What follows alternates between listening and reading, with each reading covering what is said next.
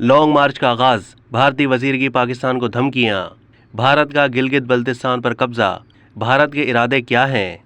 पाकिस्तान में साबिक वजीर आज़म इमरान खान की तरफ से लॉन्ग मार्च का आगाज होते ही भारत ने अपने तेवर बदल लिए। जिस रात लॉन्ग मार्च शुरू करने के इंतजामात का जायजा लेने के लिए इमरान खान लाहौर के इलाके लिबर्टी में मौजूद थे और आवाम को हकीकी आज़ादी हासिल करने के बारे में उकसा रहे थे, ऐन उसी वक्त भारतीय वजीर दिफा मकबूजा कश्मीर के शहर श्रीनगर में एक तकरीब में पाकिस्तान को खतरनाक धमकियां देने में मसरूफ़ थे।